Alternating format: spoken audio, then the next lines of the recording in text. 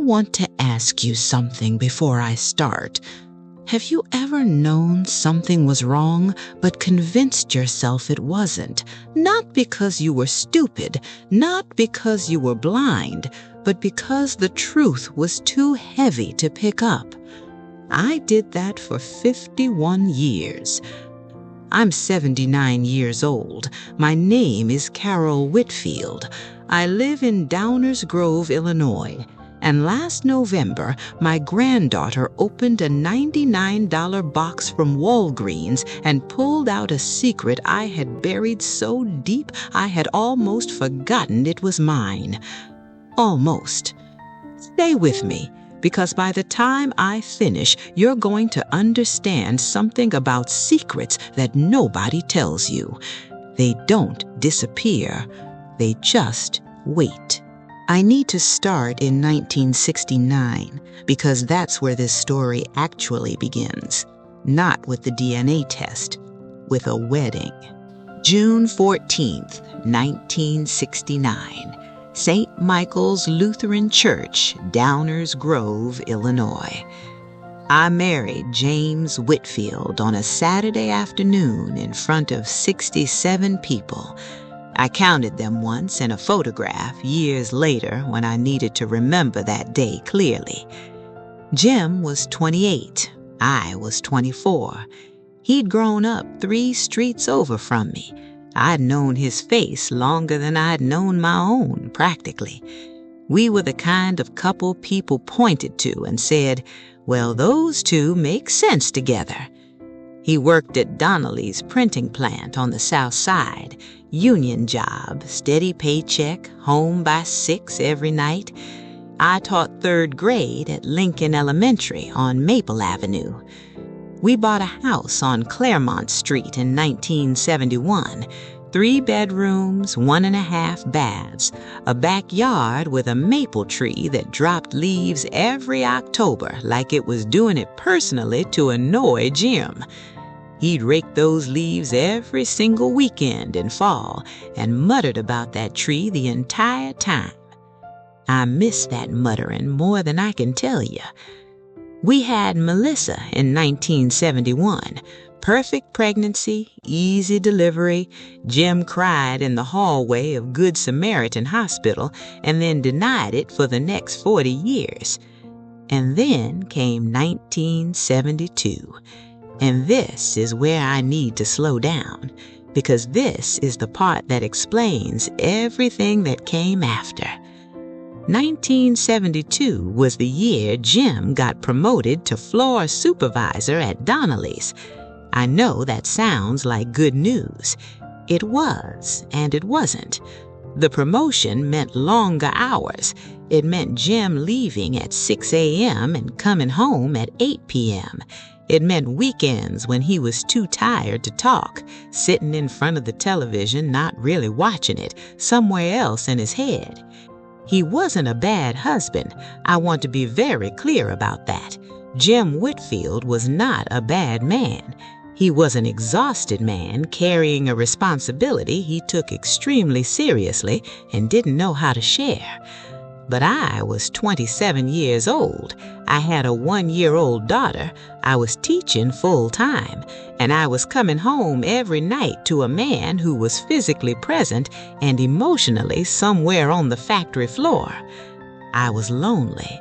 Not dramatically lonely, not the kind of lonely you complain about. The quiet kind. The kind where you lie next to your husband at night and feel a distance that has no name. I've never told anyone that. Not my sister, not my priest. But I'm telling you now because you need to understand what happened in the spring of 1973 and why it happened and why I made the choice I made afterwards. Because none of it makes sense without the loneliness first. His name was David Kowalski. He taught 5th grade at Lincoln Elementary. He'd been at the school 2 years. Polish family. Grew up in Chicago. Divorced. No children. Funny in the way that makes a tired person feel awake again. We started talking in the teacher's lounge, just talking about students, about the school, about nothing important. Then more than talking. It lasted 4 months, March to July 1973. I ended it, not because David ended it, because one morning I dropped Melissa at my mother's house, drove to school, sat in my car in the parking lot, and looked at myself very honestly for about 15 minutes. And I thought, who are you becoming? I ended it that same day. David transferred to a school in Evanston the following fall. I never saw him again. Jim never knew. I went home that evening and I looked at my husband eating dinner at our kitchen table, and I made a decision. I decided that what had happened was finished. It was a mistake made by a lonely woman in a hard year, and it was over, and it would never exist again. I locked it in a room in my mind, and I threw away the key. 3 weeks later, I found out I was pregnant. Kevin was born March 4th, 1974. Now, I need to tell you about Kevin, because you need to know who Kevin is before you understand what happened when Emma showed me that laptop. Kevin James Whitfield. He has Jim's jaw, Jim's hands, Jim's way of standing in a doorway with his arms crossed when he's thinking about something. He coached his son Tyler's Little League team for 6 years. He shows up to fix things without being asked. Last spring, he drove to my house on a Saturday morning with a bag of supplies and recocked my entire bathroom because he'd noticed it needed doing 3 weeks earlier and hadn't said anything, just filed it away and came back to fix it. That's Jim. That is Jim Whitfield in a 49-year-old body. Kevin called every Sunday after Jim passed, every single Sunday for 4 years without missing one. Jim passed in 2019, pancreatic cancer, 11 weeks from diagnosis to gone. 11 weeks. I keep saying that number because it still doesn't feel like enough time. It wasn't enough time. You don't get to say everything that needs saying in 11 weeks. And now I know there was something that needed saying that I never said to him. Not in 46 years. Not once. Emma is Melissa's youngest. She's 26. She works in healthcare administration at Northwestern Memorial. Organized, precise, the kind of person whose apartment looks like a catalog and whose car always has a full tank of gas. She'd been interested in genealogy for about a year before the DNA kits. She'd been building a family tree on Ancestry.com, finding old census records, tracking down immigration papers from Jim's German side. Last October, she bought 3 DNA kits from Walgreens, $99 each. She gave one to Kevin and one to me as early Christmas gifts. She sat at my kitchen table and showed me how to do the test. Spin in a tube to this line, seal it, mail it in this envelope, results in 6 to 8 weeks. I thought, fine, it'll be interesting to see the ethnic breakdown. Jim always claimed there was some Scandinavian somewhere in his family. I figured we'd find out. I spit in the tube, mailed it, forgot about it completely. Thanksgiving came. Full house, loud house. Melissa and her husband Greg, Kevin and Sandra. Beth drove up from Indianapolis with her 3 kids. 7 grandchildren running through the hallway, Jim's old Thanksgiving football game on the television, the smell of turkey and the sweet potatoes Kevin likes that nobody else really does, but I make every year anyway. The results came at 9 p.m. that evening. Emma had been checking her phone all day. After dinner, after dishes, after the kids were settled watching Elf in the living room, Emma found me in the kitchen and said, "Grandma, the results are in. Come see." We sat on the living room couch together. She opened the app on her laptop. She showed me her results first. "Interesting," she said. "Mostly German and Irish, some Eastern European." She showed me Kevin's. Then she pulled up mine. She pointed at a number under Kevin's name in my relative matches. She said, "Grandma, this is strange. It says you and Uncle Kevin share 23% DNA, but that's not right for a mother and son. That should be closer to 50%. I looked at the number, 23%. The kids were laughing at the movie 10 feet away. Sandra was in the kitchen finishing the last of the dishes. Everything was exactly the same as it had been 30 seconds before, and the locked room in my mind that I hadn't opened in 50 years just blew its door completely off. I took the laptop from Emma's hands very carefully. I said, "Let me look at this." I stared at it for a long time, long enough that Emma said, "Grandma, are you okay?" I said, "I'm just tired, honey. It's been a long day. We'll look at this more tomorrow." She knew. I could see it in her face. She's too smart not to know when something is wrong. But she let me go. I went upstairs, sat on the edge of my bed in the dark, and for the first time in 51 years, I let myself think about the spring of 1973. I let myself do the math I had refused to do in 1974. Kevin was born March 4th, 1974, 9 months from June 1973. I had always told myself it was Jim's. I had needed it to be Jim's, and I had done what people do when they need something to be true. I had simply stopped questioning it. For 51 years, I had stopped questioning it. I sat on that bed and I talked to Jim. I do that still, every morning on the back porch with my coffee. It helps. That night I said, "Jim, I should have told you something a very long time ago. I should have been braver than I was. I'm sorry." The house was quiet. He didn't answer. He never answers. But I felt the weight of what I was carrying more clearly than I had felt it in decades, and I knew what I had to do in the morning. If this story is sitting heavy on your chest right now, the way it sits on mine, please subscribe. It takes 2 seconds, and it means these stories keep reaching people who need to hear them. Share your thoughts below. I read every single comment. I called Kevin at 7:30 the next morning. I said, "Kevin, can you come over this morning?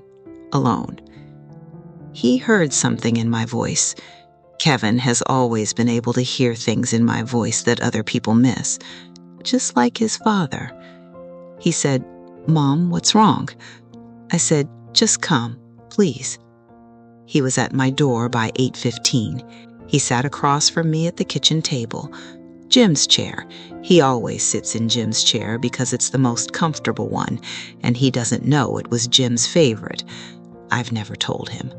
Some things you keep because they're the only thing left. I put the laptop on the table between us. I showed him the number. I told him what 23% meant. And then I told him about 1973, all of it. David Kowalski, the loneliness, the 4 months, the pregnancy I'd never let myself question. Kevin didn't move. He sat in his father's chair with his father's hands folded on his father's kitchen table, and he looked at me, and he was completely still. The refrigerator hummed. Outside, a car went past. Then he said, "So Dad wasn't my father?" I said, "Dad was your father every day of your life." He said, "Mom?" Just that, just my name, like a door closing quietly. He stood up, put on his coat. He said, "I need some time." He walked out. I didn't call after him. His coffee was still on the table. I put my hands around the cup just to feel the warmth. 8 days. 8 days of Kevin's Sunday call not coming. Day 2, Melissa called. She'd heard from Emma. She was gentle, careful, the way you are with someone you're not sure is going to be okay. She said, "Mom, are you eating?" Day 4, Beth called from Indianapolis. She didn't ask questions. She just stayed on the phone. Sometimes that's the only thing you can give someone, just staying on the line. Day 6, I drove past Kevin's house. I didn't stop. I just needed to see the lights on. They were on. Day 8, my phone rang at 8 a.m. "Kevin," he said, "I want to ask you some things." I said, "Okay." He asked about David. What was he like? Whether I had loved him. I told him the truth. No, it wasn't love. It was loneliness and a mistake, and I have carried it since before you were born. Then he asked, "Did Dad ever know?" I said, "No." Kevin was quiet for a long moment. Then he said, "Good. I don't want that for him." I pressed my hand over my mouth, because that is Jim Whitfield. That is exactly, precisely, completely Jim Whitfield in 9 words. And I thought, DNA is just a number. That right there is a son. Kevin came for Sunday dinner 3 weeks later. He sat in Jim's chair. I made pot roast. He's loved it since he was 7 years old. He told me he'd thought about finding David Kowalski. He'd looked online. David had passed in 2019, same year as Jim, a coincidence that felt like something, though I couldn't tell you what. Kevin said, "So that door is closed anyway." He said it quietly, not sad exactly, just settled. Then he looked at me across the table and he said, "Mom, I need you to understand something. I'm not okay yet. I don't know when I will be, but I need you to also understand that I'm not going anywhere. Dad raised me to show up, so I'm showing up."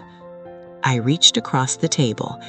His hands looked like Jim's hands, same shape, same roughness from 40 years of fixing things. I said, "Kevin, I'm sorry. I kept something that was yours to know." He nodded. He didn't say it was okay. He didn't say he forgave me. He's an honest man, and it wasn't okay yet, and he wasn't ready to forgive yet. But he stayed for 3 hours, and when he left, he hugged me the way Jim used to hug me, arms all the way around, solid, like he meant it. I stood on the porch and watched his car until the tail lights disappeared around the corner. Then I went inside, and I sat in Jim's chair. First time in 4 years. I finally understood why Kevin always wanted to sit there. Emma called the following week. She said, "Grandma, I'm so sorry. I had no idea. If I'd known, I never would have." I stopped her. I said, "Emma, listen to me. You opened a door. What was behind that door was already there before you were born. That is not yours to carry. Do you understand me?" She was quiet. Then she said, "Is the family going to be okay?" I looked around my kitchen. The table where I told Kevin the truth. The chair where Jim used to sit. The window over the sink I'd been looking out of for 41 years. I said, "We're different now. We have cracks we didn't have before, but we're still here, still coming to the same table." She said, "That's enough though, right?" I said, "Yes, baby, that's enough." Here is what I know at 79 years old. A secret doesn't disappear because you stop looking at it. It moves into the walls of your house. It lives there quietly while life goes on around it, while you cook dinner and raise children and bury a husband and think you've gotten away with something. You haven't gotten away with anything. You've just delayed the cost. My family is cracked in places it wasn't cracked before, but Kevin called this morning. Just to talk, just to check in, just to tell me Tyler's baseball team won their game last night. He called. Jim always said, a family isn't built on the easy days. It's built on the days when something's broken and you show up anyway. Kevin showed up. He is his father's son. He will always be his father's son. And this Sunday he's coming for dinner. I'm making pot roast. Some things go deeper than a $99 DNA test. I know that now. I have to believe that. I do.